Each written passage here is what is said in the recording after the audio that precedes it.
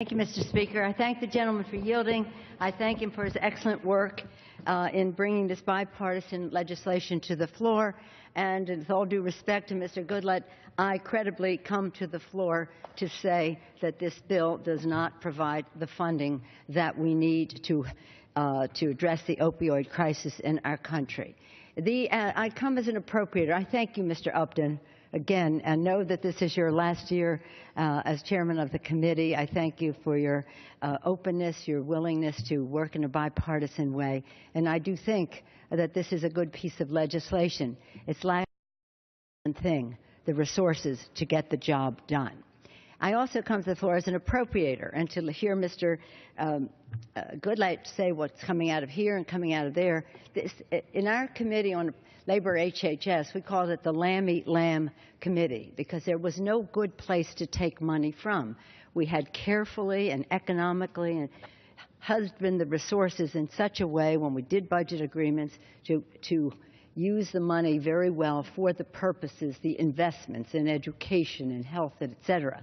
So when an emergency comes along, like the opioid epidemic, like Zika, like Flint, these are emergencies. And by tradition, this House has always declared emergencies, whether a natural disaster or otherwise, to say that funding would not be lamb eat lamb within the appropriations process and take funds from very needed initiatives that Congress had agreed to in our own authorizations otherwise.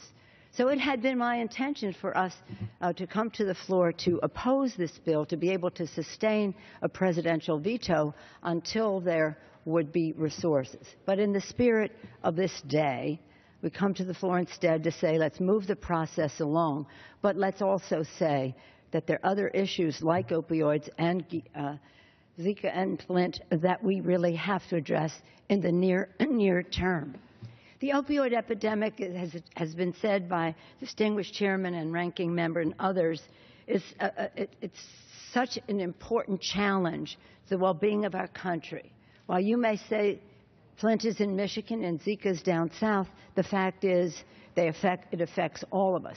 But opioids are right there in all of our communities. And all of the members of Congress immediately see for the authorization, but also for the funding. The Opioid Conference report includes many important authorizing provisions in a bipartisan way, but it does not include the new funds that are essential to saving lives from opioids. Around a dozen law enforcement people were at the White House yesterday talking about the opioid epidemic.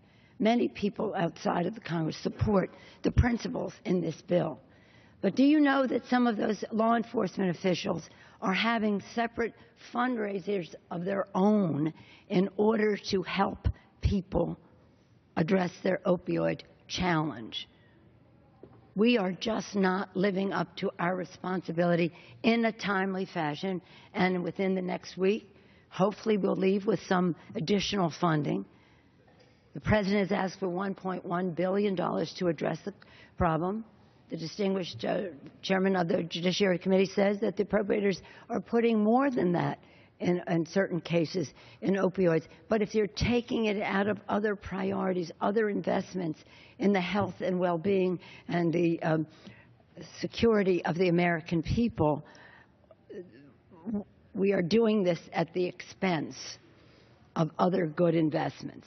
We'll not stop fighting until America's families have the prevention, treatment, and recovery resources they need to overcome the opioid epidemic. And that is why, for today, although the votes are there to sustain a presidential veto, we don't encourage that. We encourage our cooperation today with the hope and the promise that Mr. Rogers, whom we all respect, I serve with him on appropriations, and Ms. Lowy can come to terms in a way that does not have epidemic funded at the expense of other investments important to the American people. It is a priority. It is an emergency. In other cases, we have had emergency spending for just that. When we do budget agreements, as we did last year, very difficult, staying under the caps and the rest. It was not with the idea that there would be a $1.1 billion need for opioids or $1.9 billion need for Zika funding, or it wouldn't be hundreds of millions of dollars for Flint. These are extraordinary emergencies. They should be treated that way. Nonetheless, I congratulate Mr. Upton and Mr. Pallone and all who had a role in putting this legislation together, and hope that it is just a first step, that in the very, very near future we will have money to match the values that are contained in this legislation. With that, I yield back. Thank you.